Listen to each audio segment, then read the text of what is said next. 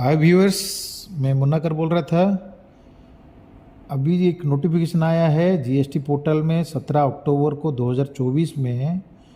अभी क्या कर दिया, जनवरी 2025 से अभी locking of auto populated liability in GST 3B करके अटेंशन करके वो एक्चुअली एडवाइजरी जारी किया। उसमें क्या होगा ना, जितने भी टैक्स पेयर है अभी जो 3B फाइल करते हैं ना, जैसे ऑटो पॉपुलेट होके आता है 3B का जो जीएसटी 1 का जो 3B में उसको एडिटेबल है मैंने आज of now, but in future में क्या होगा वो एडिट और नहीं कर पाएंगे। ऑटो पॉपुलेट होके वो फिक्स होके आएगा, उसको चेंजेस नहीं होगा, उसको अमेंडमेंट ओनली होगा।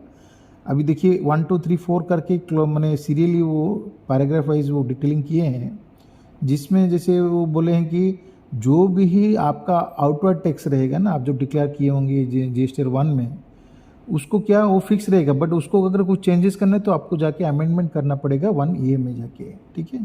और जो आईटीसी पार्ट है उसको क्या करना पड़ेगा, आपका 2B जो होता है ना वो फिक्स होके आ जाएगा, उसको भी चेंज नहीं कर पाएंगे।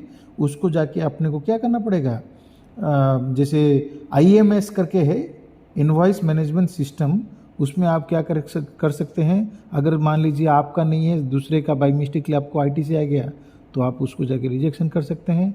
नहीं तो पेंडिंग कुछ है, इस महीने नहीं आया, ऑन द वे में है, मटेरियल रीच होते होते कभी कभार लेट होता है, उस केस में क्या करता है ना डिपार्टमेंट, उसके लिए भी कुछ एडवाइजरी जारी करके वो अपने को गाइड करेगा। बट फर्दर के लिए अभी वो क्लियर कर दिया कि जीएसटी 1 पार्ट में जो मिसमैच आता था ना सेलिंग पार्ट में, कोई मैं एक रिसेंटली क्लाइंट का मैं जैसे 2023-24 का मैंने इनकम टैक्स का फाइल होने के टाइम में हम लोग उसका रिकन्सिलेशन कर रहे थे, तो वो क्या हो रहा था, सेल जो जीएसटी 1 का जो सेल पार्ट है, 3B का जो सेल पार्ट है, उसमें भी डिफरेंस आ रहा था।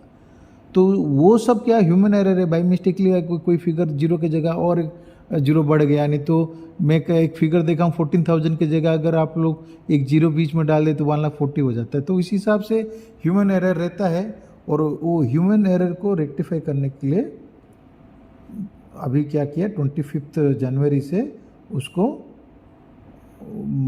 डिपार्टमेंट क्या है, अभी अमेंडमेंट कर सकते हैं, चेंजेस नहीं कर सकते हैं। उससे क्या होगा, जो फिक्स जो फिगर है वो फिक्स होके आएगा, ओनली जो एडिटेबल पार्ट है वो बंद हो जाएगा, वो खाली आप अमेंड कर सकते हैं, नहीं तो आप डिक्लेयर कर सकते हैं थ्रू जीएसटी 1A और IMS थ्रू करके, ठीक है।